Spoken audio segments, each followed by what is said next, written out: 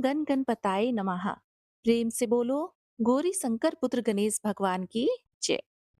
प्रिय भक्तजनों, आज पौष मास के कृष्ण पक्ष की चतुर्थी तिथि है और आज के दिन अख्तर संकष्टी चतुर्थी का व्रत रखा जाता है। तो आज के इस वीडियो में आप सुनेंगे संकष्टी चतुर्थी की संपूर्ण व्रत कथा और साथ ही साथ चौथ माता की कथा। तो आइए पूरी भक्ति भाव से आज की इस पावन कथा का श्रवण करते हैं।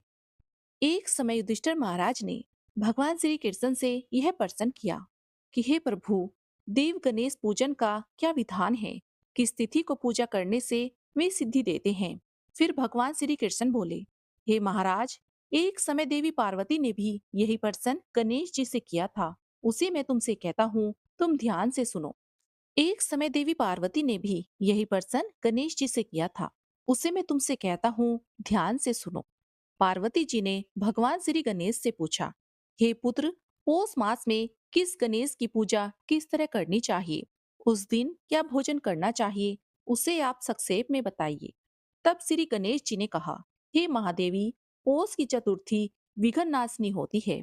उसमें लंबोदर नामक गणेश जी की पूजा करके भोजन के रूप में केवल गौमूत्र ही पीना चाहिए और व्रती को दिन भर शांत भाव से निराहार रहकर व्रत करना चाहिए। दिन में सोना नहीं चाहिए और ब्रह्मचार्य का पालन करना चाहिए। रात्रि में पूजन के बाद ब्राह्मणों को भोजन करवाएं और दूध से बनी हुई खीर में घी मिलाकर गणपति मंत्र से हवन करे तो वह शासक को भी अपने वशीभूत कर सकता है। भगवान श्री गणेश जी बोले, हे माते, इस संबंध में हम आपको एक प्राचीन कथा सुनाते हैं। जब रावण ने स्वर्ग के सभी देवताओं को पराजित कर दिया, तब रावण को बाली की अपार शक्ति के बारे में पता चला। तो उसने संध्या करते हुए बाली को पीछे से जाकर पकड़ लिया। क्योंकि नाराज बाली रावण से कहीं अधिक शक्तिशाली था, इसलिए बाली ने रावण को अपनी बगल में दबा लिया और उसे किष्किंधा ले आए। फिर अपने पुत्र अंगद को खिलौने की तरह खेलने के लिए दे दिया। अंगद ने भी रावण को खिलौना ही समझा और उसे रस्सी में बांधकर इधर उधर घुमाने लगे। अंगद ने रावण को पूरे नगर में घुमाना शुरू कर दिया। विश्व विजेता रावण की ऐसी हालत देखकर सभी नगरवासियों ने रावण का बड़ा उपहास किया। नगरवासी कहने लगे, अरे देखो तो सही, यह है विश्व विजेता रावण, आज राजकुमार द्वारा सड़कों पर घुमाया जा रहा है। नगरवासियों की बात से रावण बड़ा ही लज्जित हुआ और उसका सारा घमंड चूर चूर हो गया, जिसकी वजह से रावण को काफी पीड़ा भी हो रही थी। एक दिन रावण ने दुखी मन से ऋषि पुलस्त्य जी का सुमिरन किया। रावण की ऐसी दशा देखकर ऋषि पुलस्त्य जी को बड़ा दुख हुआ और उन्होंने पता लगाया कि आखिर रावण की ऐसी दशा क्यों हुई। और फिर उन्होंने मन ही मन यह सोचा कि घमंड होने पर देव, मनुष्य, असुर सभी की यही गति होती है। फिर भी पुत्र मोह में आकर उन्होंने रावण के पास आकर रावण से पूछा, पुत्र, तुमने मुझे क्यों याद किया? फिर रावण ने कहा कि देवताओं को जीतने के कारण गर्व करने से मेरी यह दुर्गति हुई है। मैंने संध्या करते हुए एक वानर राज को देखा। पश्चिम महासागर के तट पर मैंने उसे पीछे से पकड़ने की चेष्टा की, लेकिन मैं ही उसके द्वारा पकड़ लिया गया हूँ। मुझे यहाँ लाकर गले में रस्सी लगाकर उसने मुझे अपने बेटे को खेलने के लिए दे दिया। इस दुर्गति को देखकर नगरवासी मेरी हंसी उड़ाते हैं। हे देव, इसी चिंता में मैं बड़ा व्याकुल हो रहा हूँ। रस्सी के बंधन में रहने के कारण मैं शक्तिहीन हो गया हूँ।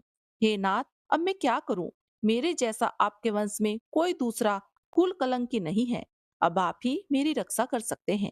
तब पुलस्त्य मुनि ने कहा, हे रावण, डरने की कोई बात नहीं है। मैं तुम्हें बंधन से मुक्त करा दूंगा। यह बाली देवराज इंद्र के वीर्य से उत्पन्न हुआ है और पराक्रम में तुमसे बढ़कर है। इसकी मृत्यु महाराजा दशरथ के पुत्र श्री राम के हाथों से होगी। हे राक्षस, यदि तुम बाली के बंधन से छूटना चाहते हो तो मेरी बात मानकर संकट नाशक गणेश जी का व्रत करो। प्राचीन काल में वर्तासुर की हत्या के प्रायश्चित स्वरूप इंद्र ने इस व्रत को किया था, इसलिए तुम भी इस संकट नाशक व्रत को करो। बहुत शीघ्र ही तुम्हारा क्लेश भी दूर हो जाएगा। इस प्रकार आदेश देकर पुलस्त्य मुनि वन में चले गए और इधर रावण ने महर्षि पुलस्त्य के कहे अनुसार अख्तर संकष्टी चतुर्थी का व्रत पूरे विधि विधान से किया। इस व्रत के प्रभाव से बाली ने रावण को अपना मित्र बनाकर उसे अपने बंधन से मुक्त कर दिया। भगवान श्री गणेश जी आगे बोले, हे माते, इस व्रत के प्रभाव से रावण तत्काल ही बंधन रहित हो गया और सुखपूर्वक अपना राज्य करने लगा। प्रिय भक्तजनों, श्री कृष्ण कहते हैं, हे युधिष्ठिर, आप भी इस व्रत को कीजिए। इस व्रत के प्रभाव से संसार में समस्त शत्रुओं का संहार करके आप अपने उत्तम राज्य को प्राप्त कर लेंगे। कृष्ण जी की बात सुनकर युधिष्ठिर महाराज ने विधि पूर्वक पौष मास की कृष्ण पक्ष की संकष्टी चतुर्थी का व्रत किया और इस व्रत के प्रभाव से उन्होंने अपने राज्य को पुनः प्राप्त कर लिया। हे प्रिय भक्तों, इस तरह जो भी पूरी श्रद्धा से अखरत संकष्टी चतुर्थी का व्रत करता है, वह बड़ी से बड़ी मुश्किल से भी निकल जाता है। तो प्रेम से बोलिए, गौरी पुत्र गणेश भगवान की जय। प्रिय भक्तजनों, अब मैं आपको सुनाती हूँ चौथ माता की कहानी, जो हर चौथ व्रत में सुनी जाती है। तो बोलिए, चौथ माता की जय। किसी गांव में एक बुढ़िया माई रहती थी। बुढ़िया माई का एक बेटा था। बुढ़िया माई अपने बेटे को बहुत प्यार करती थी। बुढ़िया माई का बेटा जंगल से लकड़ी काट कर लाता और उसे बेचता। उससे जो पैसे मिलते, उससे दोनों माँ बेटों का गुजारा होता था। बुढ़िया माई हर महीने चौथ का व्रत रखती थी। गणेश जी भगवान का व्रत और पूजन करती थी। अपने बेटे की सलामती के लिए, उसकी खुशी के लिए चौथ माता से प्रार्थना करती थी। जब उसका बेटा जंगल से लकड़ी काट कर लाता, तब बुढ़िया माई उसमें से दो लकड़ी निकाल कर छुपा कर रख देती। चौथ का दिन आता, तब इन लकड़ियों को बेचकर चौथ माता की पूजा का सामान ले आती। उससे चार लड्डू बनाती, एक गणेश जी को चढ़ाती, एक चौथ माता को, एक अपने बेटे को खाने को देती और एक चंद्रदेव की पूजा करने के बाद खुद खा लेती।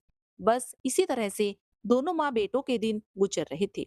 लेकिन कहते हैं, होनी बलवान होती है। एक दिन बेटे को पड़ोसन के यहाँ किसी काम से जाना पड़ा।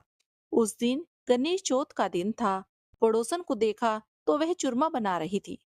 बेटा कहने लगा, काकी, क्या बात है, आज कौन सा त्योहार है जो पकवान बना रही हो? तो पड़ोसन बोली, बेटा, आज गणेश चौथ है तो चूरमा बना रही हूँ। तो बोला, काकी वाह, आज तो आपके मजे हो गए। तो पड़ोसन कहने लगी, हाँ बेटा, हम तो साल में 2 बार मजे लेते हैं, पर तेरी माँ तो हर महीने मजे लेती है। हर गणेश चौथ पर व्रत रखती है और चूरमा बनाती है। क्या तुझे खाने को नहीं देती? तो वह बोला, हाँ देती है। लेकिन फिर भी पड़ोसन ने उसके कान भर दिए और कहने लगी, तू इतनी मेहनत करके जंगल से लकड़ी काट कर लाता है और उसमें से तेरी माँ लकड़ी छुपा कर रख लेती है। उसी को बेचकर चौथ माता की पूजा का सामान लेकर आती है। अब तो क्या, लड़का पड़ोसन की सिखाई में आ गया, गुस्से से भर गया और अपने घर आकर माँ से कहने लगा, माँ, मैं इतनी मेहनत करके जंगल से लकड़ी काट कर लाता हूँ और तू उसमें से बचा कर रख लेती है। ऐसा अब नहीं चलेगा। या तो तू मुझे छोड़ दे या चौथ माता का व्रत करना छोड़ दे। तो उसकी माँ कहने लगी, बेटा, मैं तेरे लिए ही तो चौथ माता का व्रत करती हूँ, व्रत करना नहीं छोड़ूंगी। तो बेटे को भी गुस्सा आ गया और कहने लगा, ठीक है, फिर मैं भी घर छोड़कर जा रहा हूँ। तो उसकी माँ बोली, देख ले बेटा, जैसी तेरी मर्जी हो वैसा कर। अब तू जा ही रहा है तो मेरी एक बात मान ले, मेरे हाथ के यह चावल ले जा। जब तू किसी संकट में होगा तो अपने चारों तरफ इन चावल को बिखेर कर बैठ जाना, तेरा संकट दूर हो जाएगा। अब बेटा वैसे तो इन बातों में यकीन नहीं करता था, फिर भी सोचने लगा, चलो ले जाने में क्या हर्ज है। वह अपनी माँ के हाथ से कुछ चावल लेकर घर से निकल पड़ा। थोड़ी दूर ही चला था कि रास्ते में नदी आई। वह नदी बहुत गहरी थी, पार करने का कोई रास्ता नहीं मिल रहा था। तब उसे अपनी माँ की याद आई और उसने सोचा, माँ ने कहा था, जहाँ संकट हो वहां चावल बिखेर कर बैठ जाना, तेरा संकट दूर हो जाएगा। उसने गठरी में से थोड़े से चावल निकाले और अपने चारों ओर बिखेर कर बैठ गया और चौथ माता से हाथ जोड़कर प्रार्थना करने लगा, हे चौथ माता, यदि मेरी माँ की भक्ति सच्ची है तो मुझे नदी पार करने का रास्ता दो। चौथ माता की कृपया हुई, नदी ने उस लड़के को पार जाने का रास्ता दे दिया। अब तो लड़के को थोड़ा थोड़ा यकीन होने लगा। अब वो थोड़ा आगे चला कि गहरे वन में फंस गया। थोड़ी देर में रात होने वाली थी। लड़के को डर लगने लगा। जंगली जानवरों की आवाज आने लगी। तो उसने सोचा, आज तो तू मरेगा। फिर उसे अपनी माँ की बात याद आई। फिर उसने अपने चारों ओर चावल बिखेर लिए और बैठ गया और हाथ जोड़कर चौथ माता से कहने लगा, चौथ माता, आप सच्ची हो तो मुझे इस वन से बाहर निकाल दो, मेरी रक्षा करो। अब भला चौथ माता उसकी रक्षा कैसे ना करती। उसकी माँ ने अपने बेटे की रक्षा के लिए चौथ माता का व्रत जो किया था। चौथ माता की कृपा हुई और उसे जंगल से बाहर जाने का रास्ता मिल गया। थोड़ी दूर आगे चला तो एक नगर आया। अब तो चलते चलते उस लड़के को भूख प्यास लग गई। अब उसने सोचा, कहीं पर रुककर भोजन कर लेता हूँ। वह एक घर के आगे रुका और उसने आवाज लगाई। अंदर से कोई आवाज नहीं आई। उसने आवाज नहीं सुनी तो दरवाजा खोल के अंदर चला गया। तो देखा एक बुढ़िया माई रो रही थी और पुए भी बना रही थी। स्वादिष्ट पुए देखकर उसकी तो भूख और भी तेज हो गई। वह बुढ़िया माई के पास जाकर बोला, माई क्या कर रही हो? रो भी रही हो और पुए भी बना रही हो। तब बुढ़िया माई कहने लगी, हाँ बेटा, यह पुए मैं अपने बेटे के लिए बना रही हूँ। मेरे बेटे को पुए बहुत पसंद है और रो इसलिए रही हूँ क्योंकि वह आज आखिरी बार मेरे हाथों के पुए खाएगा। थोड़ी देर में राजा के लोग आएंगे और उसे ले जाएंगे। वे ले जाकर आवे में दाग देंगे। हमारे यहाँ की प्रथा है, जब आवा जलता है तो एक आदमी की बलि दी जाती है। आज मेरे बेटे का नंबर है। तो वह कहने लगा, माई तुम एक काम करो, यह पुए मुझे खिला दो और तेरे बेटे की जगह आवे में मैं जाकर बैठ जाऊंगा। अब तो बुढ़िया माई उसके मुंह की तरफ देखने लगी। वह लड़का कुछ बावला तो नहीं है। अरे भाई, आवे में बैठने को कह रही हूँ, इनाम लेने को नहीं। तो वह कहने लगा, कोई बात नहीं, मैं आवे में जाकर बैठ जाऊंगा। माई अब तुम सोचना बंद करो, बस जल्दी से यह पुए मुझे खिला दो। मुझे बहुत जोर से भूख लगी है और तू अपने बेटे की चिंता मत कर। अब तो बुढ़िया माई ने उसे पेट भरकर पुए खिला दिए। स्वादिष्ट पुए खाकर उसे बड़ी जोर की नींद आ गई। कहने लगा, माँ मैं अब थोड़ी देर सो जाता हूँ, जब राजा के लोग आए तो मुझे जगा देना। अब वह पुए खाकर गहरी नींद में सो गया। अब बुढ़िया माई सोचने लगी और दुविधा में पड़ गई। पता नहीं किसका भोला भाला बच्चा है, आवे में बैठने को कह रहा है, मर जाएगा। क्या करूं, भेजूं या ना भेजूं? इतने में राजा के सिपाही आ गए और आवाज लगाने लगे। अब बुढ़िया माई तो दुविधा में थी, किसे भेजूं या ना भेजूं। वह सोच ही रही थी कि इतने में आवाज सुनकर लड़के की नींद खुल गई। वह कहने लगा, माई यह शोर कैसा हो रहा है? क्या राजा के सिपाही आ गए? तो वह बोली, हाँ बेटा, राजा के सिपाही आ गए। तो वह उठ खड़ा हुआ और कहने लगा, अच्छा ठीक है माँ, मैं चलता हूँ। मेरी यह गठरी अपने पास रख लो, जब मैं आऊंगा तब तुमसे ले लूंगा। अब बुढ़िया माई सोचने लगी, लड़का तो वाकई में ही बहुत भोला है। भला आवे में से कोई जीवित आता है? लेकिन फिर भी उसने उसकी गठरी और लाठी रख ली। लड़का गठरी में से अपनी माँ के दिए थोड़े से चावल लेकर सिपाहियों के साथ चल दिया। सिपाहियों ने ले जाकर उसे आवे में बिठा दिया, आवा बंद कर दिया।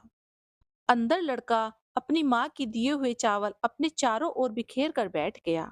उसने हाथ जोड़कर चौथ माता से प्रार्थना की, हे चौथ माता, यदि मेरी माँ आपके सच्चे व्रत करती है तो मेरी रक्षा करना। आवा बंद हो गया। एक दिन, 2 दिन, 3 दिन बीत गए। 3 दिन बाद आवे के पास कुछ लड़के खेल रहे थे।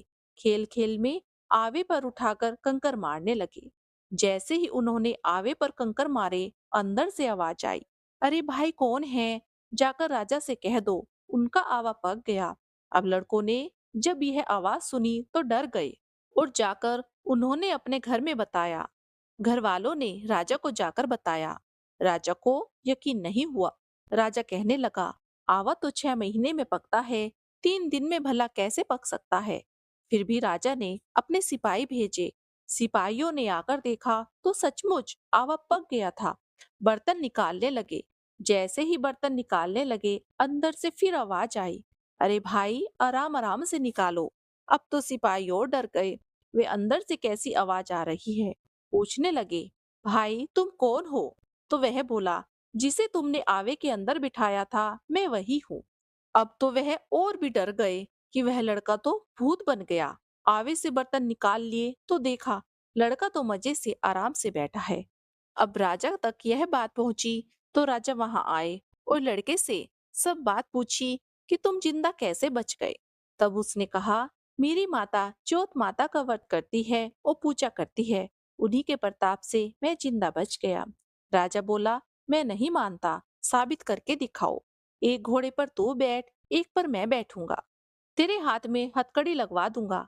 अगर तेरी हथकड़ी खुलकर मेरे हाथों में लग गई तो मैं मान जाऊंगा कि तेरी चोट माता सच्ची है। अब एक घोड़े पर लड़के को और एक घोड़े पर राजा बैठ गया और लड़के के हाथों में हथकड़ी लगा दी। लड़के ने आंखें बंद करी, जोत माता से प्रार्थना करी, हे माता मेरी रक्षा करो। जोत माता की कृपा हुई, उसकी हथकड़ी खुली और राजा के हाथ में लग गई। अब तो राजा को विश्वास हो गया। राजा उस लड़के को अपने महल में ले गए। राजा की एक बेटी थी, उसका विवाह उसने उस लड़के के साथ करा दिया। काफी दिन बीते तो एक दिन वह लड़का अपनी पत्नी के साथ महल की छत पर घूम रहा था। एक तरफ देखकर कहने लगा, आज तो हमारे गांव पर बिजली चमक रही है। तब उसकी पत्नी ने कहा, क्या उधर की तरफ आपका गांव है? तो वह कहने लगा, हाँ, ये उधर मेरा गांव है। उसने पूछा, वहां कौन रहता है? वह कहने लगा, गांव में मेरी माँ रहती है। मैं अपनी माँ पर क्रोधित होकर गुस्से में घर से निकल गया था। तब वह कहने लगी, हमें अपने घर चलना चाहिए, मुझे तो अपनी सासू जी का आशीर्वाद लेना है। तब राजा ने अपनी बेटी को बहुत समझाया, बेटी तुम्हारा वहां गांव में मन नहीं लगेगा। लेकिन वह नहीं मानी। तो राजा ने अपनी बेटी को बहुत सारा धन दिया, बहुत सारी सेना दी और विदा कर दिया। दोनों अपने घर की तरफ चल दिए। जब वह अपने गांव के पास पहुंचे तो गांव वालों ने उन्हें पहचान लिया। अरे, यह तो बुढ़िया माई का बेटा है। वह पड़ोसन जिसकी सिखाई में आकर लड़का घर छोड़कर भागा था, वह भागी भागी उसकी माँ के पास जाकर बोली, तेरा बेटा और बहू आ रहे हैं। तब उसकी माँ बोली, उड़ा ले मजाक मेरा। कहाँ बेटा कहाँ बहू, एक बेटा था, तूने सिखाकर भगा दिया। अब कहाँ बेटा और कहाँ की बहू। तब पड़ोसन कहने लगी, मैं सच कह रही हूँ, तेरा बेटा अपनी पत्नी के साथ आ रहा है। उसके साथ बहुत सारा धन है, बहुत बड़ी सेना है। तब तो अपने घर की छत पर चढ़ गई। उसने देखा सचमुच उसका बेटा बहू आ रहे हैं। बेटा आकर अपनी माँ के पैरों में गिर गया और कहने लगा, माँ, तेरे पूजा पाठ का ही फल है। तेरी पूजा पाठ की शक्ति ने मेरे प्राण बचा लिए। आज मैं चौथ माता की दया से जिंदा हूँ। मुझसे तो बड़ी भारी भूल हो गई थी जब मैं तुझे छोड़कर गया था। फिर उसने पूरे गांव में ढिंडोरा पिटवा दिया कि सब कोई चौथ माता का व्रत जरूर करें। पूरे साल की चौथ माता का व्रत ना कर सके तो चार चौथ का व्रत अवश्य करें। चार चौथ का ना कर सके तो दो चौथ का व्रत जरूर करें। चौथ माता, जैसे आपने बुढ़िया माई के बेटे की रक्षा की, वैसे ही सभी के बच्चों की रक्षा करना, सबकी मनोकामनाएं पूरी करना। व्रत करने वाले, कथा सुनने वाले, कथा कहने वाले और हुंकारा भरने वाले सभी भक्तजनों पर अपनी दया बनाए रखना। तो प्रेम से बोलो, चौथ माता की जय। अब सुनते हैं गणेश जी भगवान की कहानी। एक गांव में एक बुढ़िया माई रहती थी। बुढ़िया माई बहुत गरीब थी। रोज लकड़ियां बीनती और उन्हें बेचकर अपना गुजारा करती थी। एक दिन की बात है, बुढ़िया माई जंगल में लकड़ियां बीन रही थी। तभी उन्हें एक छोटा सा चूहा दिखाई दिया। सर्दी का मौसम था और वह चूहा ठंड से कांप रहा था।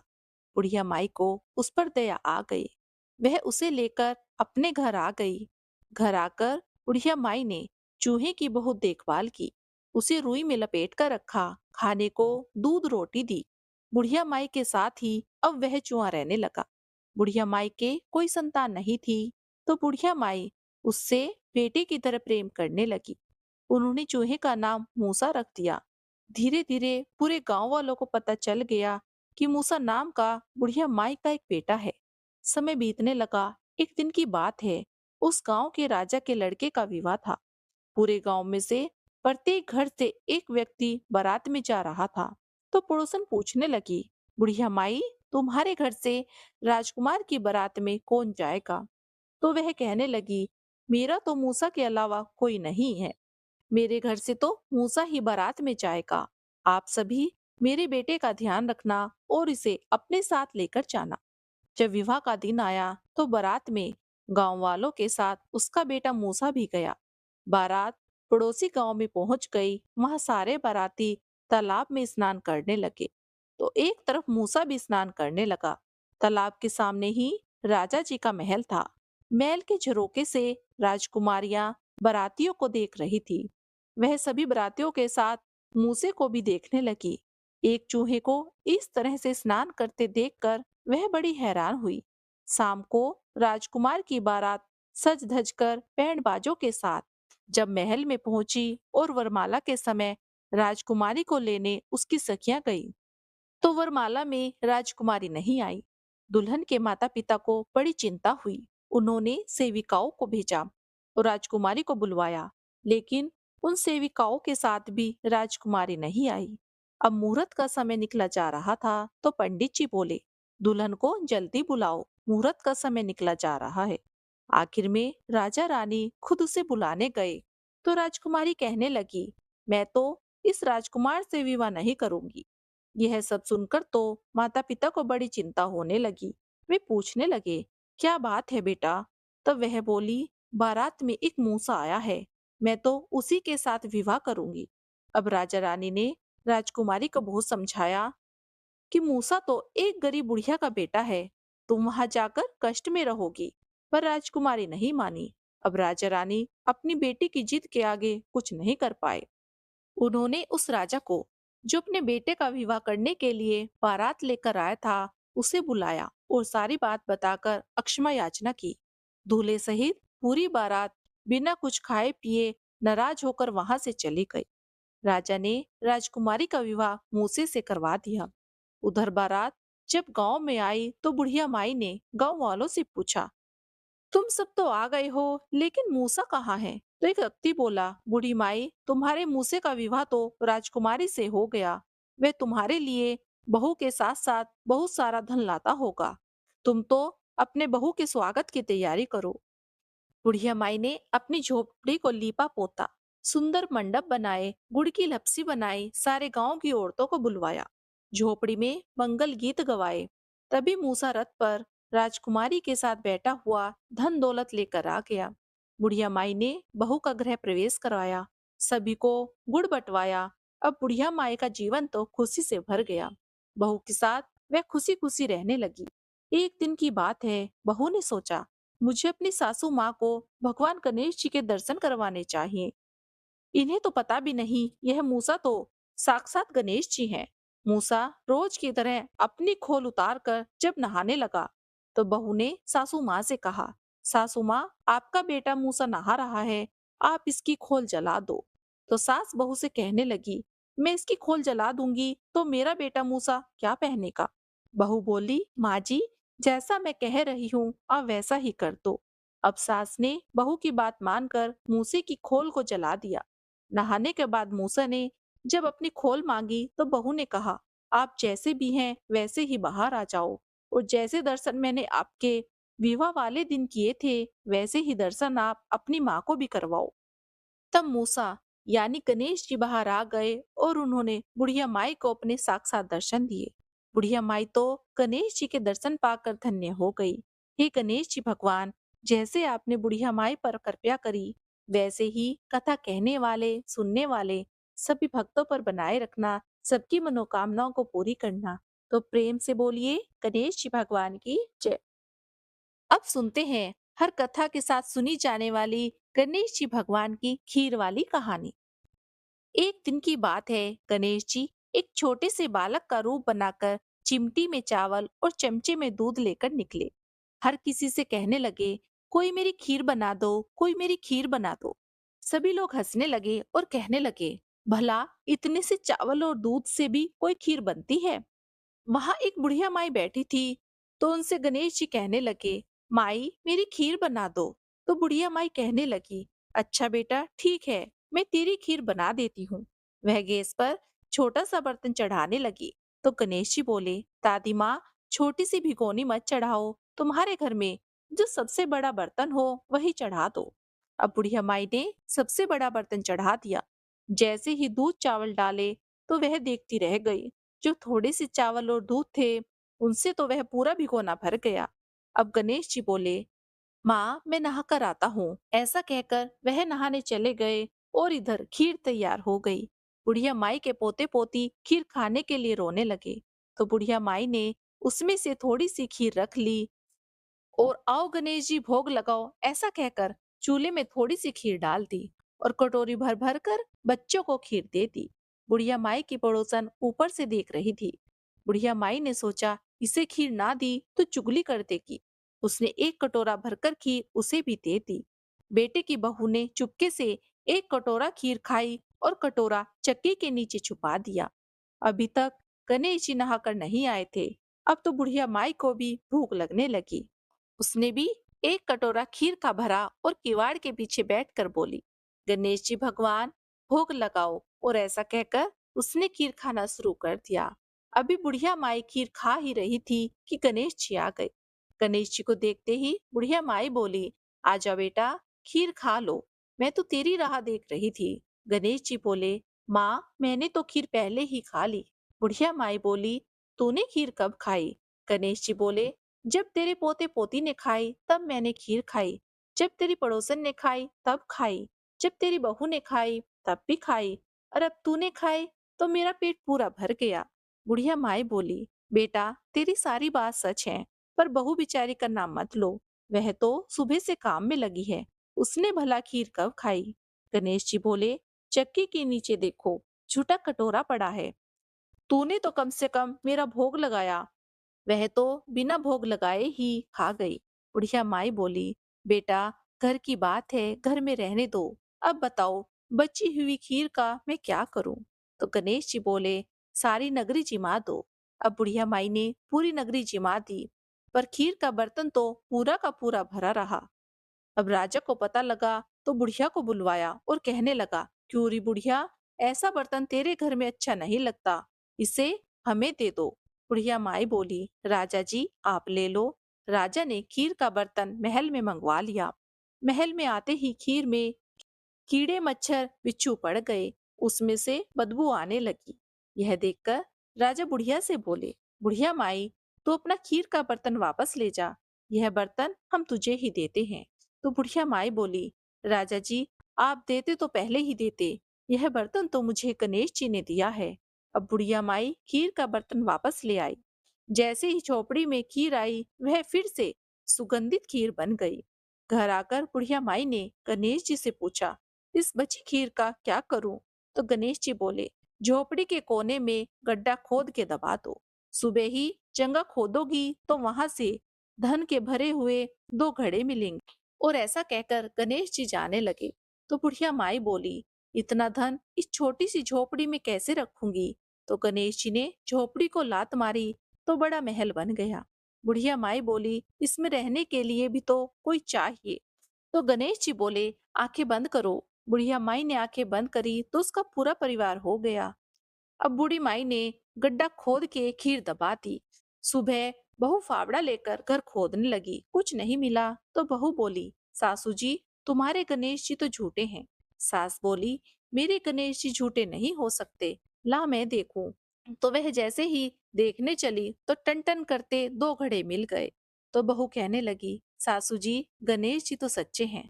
तो सास बोली, हाँ मेरे गणेश जी तो सच्चे हैं, वह तो भावनाओं के भूखे हैं। हे गणेश जी भगवान, जैसा आपने बुढ़िया माई को दिया, जैसे उसकी मनोकामना पूरी की, वैसे ही कथा कहानी कहने वाले, सुनने वाले और हुंकारा भरने वाले सभी भक्तों की पूरी करना। तो प्रेम से बोलो, गजानन भगवान की जय, गणेश जी भगवान की जय। आइए अब सुनते हैं सभी कथाओं को पूर्ण करने वाली लपसी तपसी की कहानी। इस कहानी को सुने बिना कोई भी वर्त कथा पूर्ण नहीं मानी जाती। बोलिए लपसी तपसी की जय। एक लपसी था और एक तपसी था। तपसी तो भगवान की तपस्या करता था और लपसी सवा से लपसी बनाता, भगवान को भोग लगाता, घंटा बजाता और जीम लेता। एक दिन दोनों में झगड़ा हो गया। तपसी बोला कि मैं भगवान का बड़ा भक्त हूँ। लपसी कहने लगा, नहीं मैं बड़ा भक्त हूँ। तपसी बोला, मैं रोज भगवान की तपस्या करता हूँ इसलिए मैं बड़ा हूँ। लपसी बोला, मैं रोज भगवान को सवा सेर की लपसी का भोग लगाता हूँ इसलिए मैं बड़ा हूँ।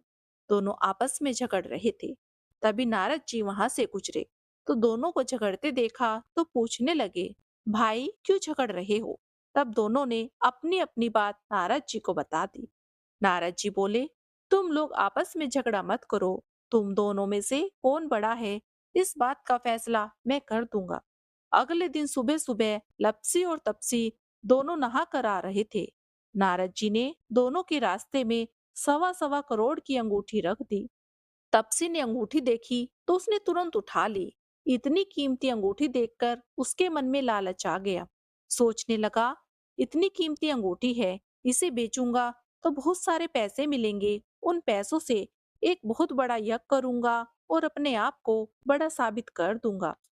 उधर लपसी ने अंगूठी देखी तो सोचने लगा, अरे किसी की कीमती अंगूठी गिर गई है। लेकिन उसने अंगूठी को हाथ तक नहीं लगाया। सोचने लगा, कहीं मैंने उठा ली तो चोर डाकू मेरे पीछे पड़ जाएंगे, कहीं मुझे मार दिया तो। फिर वह रोज की तरह सवा सेर की लपसी बनाकर भगवान को भोग लगाकर घंटा बजाकर जीम लिया। थोड़ी देर में नारद जी वहां आ गए और दोनों कहने लगे, बताओ नारद जी, हम दोनों में कौन बड़ा है? तो नारद जी बोले, दोनों खड़े हो जाओ। दोनों खड़े हो गए। जैसे ही दोनों खड़े हुए, तभी तपसी के पैर के नीचे से अंगूठी निकल कर गिर गई, जो उसने तपस्या करते समय अपने पैर के अंगूठे के नीचे छिपा ली थी। नारद जी तपसी से बोले, तुमने इतनी तपस्या कर ली, परंतु तेरे मन का लालच अभी तक नहीं गया। जा, अब तुझे तेरी तपस्या का कोई फल नहीं मिलेगा। इतना सुनना था कि तपसी जोर जोर से रोने लगा। रोते रोते नारद जी के पैरों में गिर गया। बोला, महाराज दया करो और बताओ कि मुझे मेरी तपस्या का फल कैसे मिलेगा। तब नारद जी बोले, जो अपने घर में गाय कुत्ते की रोटी नहीं बनाएगा तो उसकी तपस्या का फल तुझे मिल जाएगा। दिया जलाकर हाथ नहीं जोड़ेगा, ब्राह्मण को भोजन कराकर दक्षिणा नहीं देगा, तब उसकी तपस्या का फल तुझे मिल जाएगा। साड़ी देकर भेंट नहीं देगा तो उसकी तपस्या का फल भी तुझे मिल जाएगा। जो सारी कहानी कहकर तेरी कहानी नहीं कहेगा, तब उसके सारे पुण्य सारे फल तुझे मिल जाएंगे। बस तभी से यह कहा जाता है कि सभी कहानियों के साथ साथ लपसी तपसी की कहानी जरूर सुननी चाहिए, नहीं तो किसी भी कथा का फल नहीं मिलता। प्रेम से बोलिए गणेश जी भगवान की जय। प्रिय भक्तजनों, यह थी हमारी गणेश चौथ की व्रत कथा। यदि आपको यह वीडियो अच्छा लगा हो तो प्लीज इसे लाइक कीजिए और हमारे चैनल को सब्सक्राइब कीजिए। धन्यवाद।